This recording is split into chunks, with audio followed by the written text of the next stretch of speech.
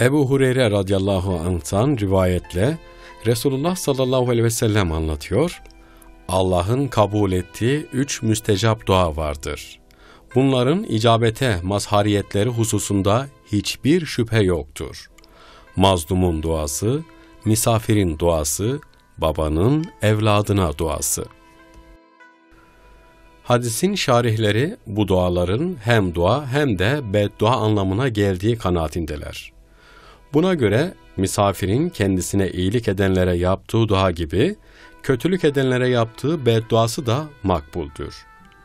Yine mazlumun kendisine zulmedenlere yaptığı beddua gibi, kendisine yardım edenlere yaptığı dua da makbuldür. Keza bir babanın çocuğuna yaptığı dua gibi, bedduası da makbuldür. Annenin duası daha makbul olduğu için, hadiste yalnız babadan söz edilmiştir. İcabetin anlamını bir misalle anlatırsak şöyle diyebiliriz. Bir doktor bir hastanın çağrısına cevap vermesi icabettir. Ancak hastanın istediğinin aynısını verip vermemek tıp hikmetinin gereklerine bağlıdır. Bazen doktor hastasının istediği aynı ilacı verir. Çünkü gerçekten uygun bir ilaçtır. Bazen aynısını değil bir benzerini verir veya ilacı doğru bulmaz. Hiç vermez. Bu iki durumda da icabet vardır. Hastanın isteğinin kabul olmadığı söylenemez.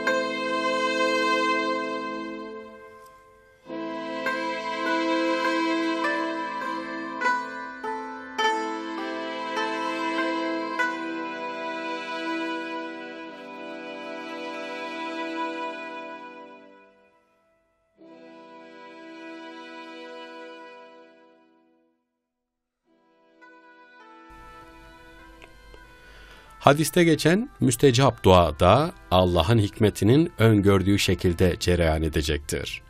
Örneğin erkek çocuğu isteyen birisine Hazreti Meryem gibi bir kız çocuğu vermek. Dünyada rahatlık isteyene ahirette cennet hayatı vermek gibi. Hazreti Meryem validemizin doğma vaktinde annesi onu mescide adar. Ve onun erkek değil kız olduğunu görünce epey şaşırır ve üzülür.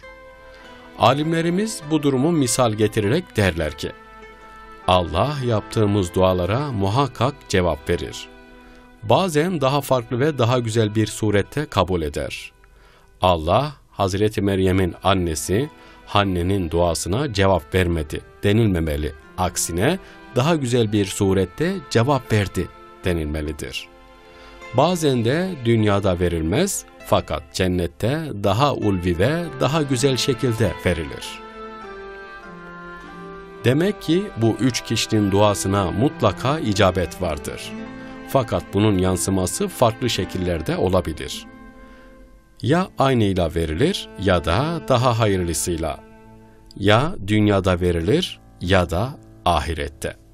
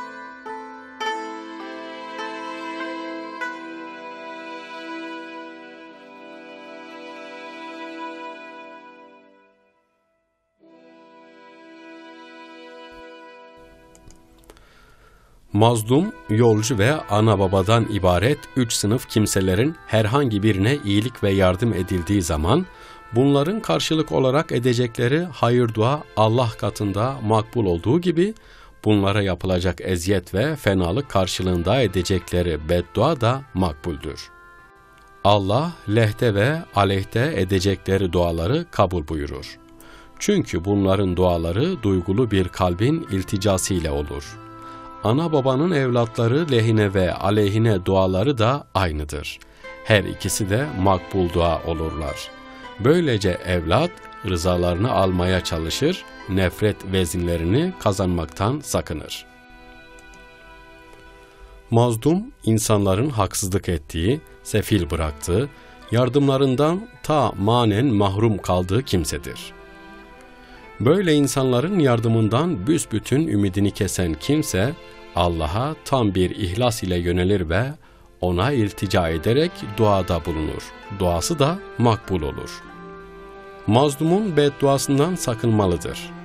Zulüm ateşiyle karşı karşıya gelen kimsenin içi yanar. Beddua yapmak zorunda kalır. Duası kabul mahallinde olur. Ebu Derda Hazretleri buyurdu ki, mazlumun bedduasından, ahından ve yetimin gözyaşlarından sakının.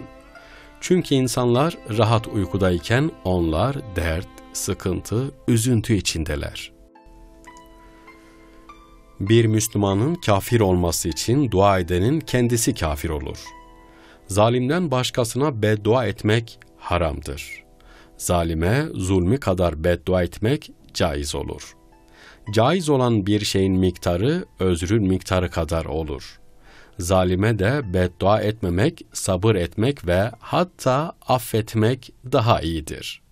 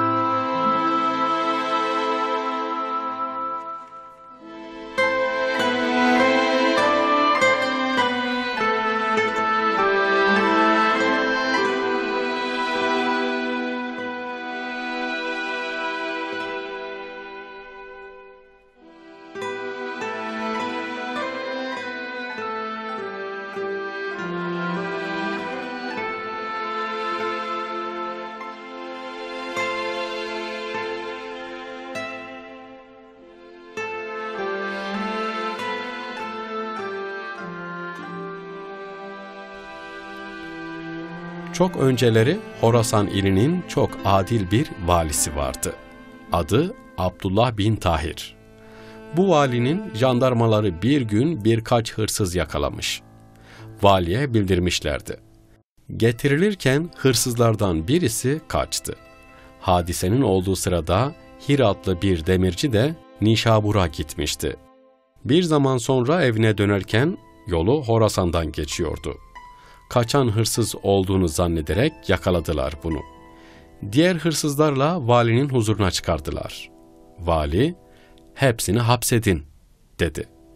Bu suçu olmayan demirci hapishanede abdest alıp namaz kıldı. Ellerini uzatıp, "Ya Rabbi, bir suçum olmadığını ancak sen biliyorsun. Beni bu zindandan ancak sen kurtarırsın," diye dua etti. Bu mazlum demirci böyle yalvarırken vali evinde uyuyordu.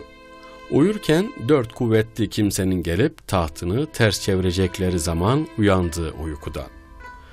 Bu rüyadan çok korktu. Hemen kalkıp abdest aldı, namaz kıldı 2 rekat. Tevbe istiğfar edip tekrar uyudu.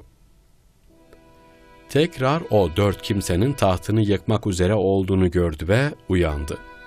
Kendisinde bir mazlumun ahı olduğunu anladı. Gündüzki hırsızlar hatırına geldi.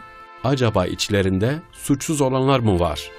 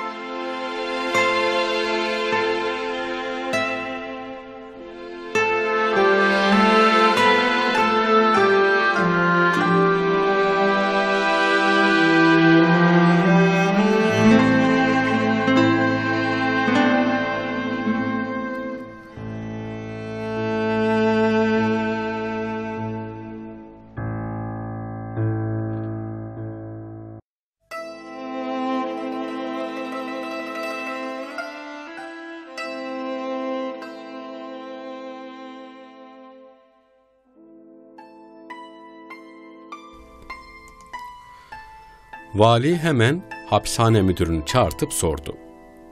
Acaba bu gece hapishanede mazlum birisi kalmış mı? Müdür dedi ki, bunu bilmem efendim. Yalnız biri namaz kılıyor, çok dua ediyor, gözyaşları döküyor. Hemen o adamı buraya getiriniz. Demirciyi valinin huzuruna getirdiler. Vali halini sorup durumu anladı ve dedi ki, sizden özür diliyorum.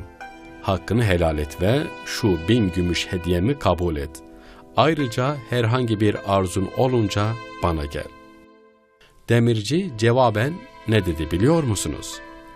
Ben hakkımı helal ettim. Verdiğiniz hediyeyi de kabul ettim. Fakat işimi, dileğimi senden istemeye gelemem. Niçin gelemezsiniz? Çünkü benim gibi bir fakir için senin gibi bir valinin tahtını birkaç defa tersine çeviren sahibimi bırakıp da dileklerimi başkasına söylemek kulluğa yakışır mı hiç? Namazlardan sonra ettiğim dualarla beni nice sıkıntılardan kurtardı. Nice muradıma kavuşturdu. Nasıl olur da başkasına sığınırım? Rabbim nihayeti olmayan rahmet hazinesinin kapısını açmış, sonsuz ihsan sofrasını herkese açmış iken başkasına nasıl giderim? Kim istedi de vermedi.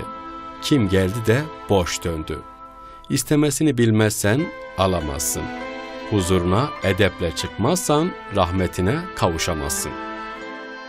Tabii ki namazın insanı sıkıntıdan kurtarması için şartlarına uygun ve Cenab-ı Hakk'a tam bir tevekkül içinde kılınması şarttır. Allah'a tam bir teslimiyet, sığınma şeklinde kalınmalıdır. Gerçekten insan sıkıntıya düştüğünde hemen abdest almalı, namaz kılmalı, Kur'an-ı Kerim okumalıdır. Tecrübeyle sabittir, böyle yapanların çok kere sıkıntılarının hafiflediği görülmüştür. Fakat kılınan namazın şartlarına uygun olması lazım. Bazı alimler hadis-i şerifte geçen misafiri yolcu olarak açıklamışlardır. Akrabasından ve dostlarından uzak kalmış, emlak ve arazisinden uzak düşmüştür. Bu durumda hak ile beraber bulunur, ona sığınması tam bir ihlas ile olur. Ana baba çocuğun eziyetlerine katlanırlar, kusurlarını bağışlarlar, kalpleri ince duygulu olur. Çocuklarından büsbütün ümit keser ve aleyhleri de dua ederlerse çok şiddetli olur ve büyük haklarından ötürü de duaları makbul olur.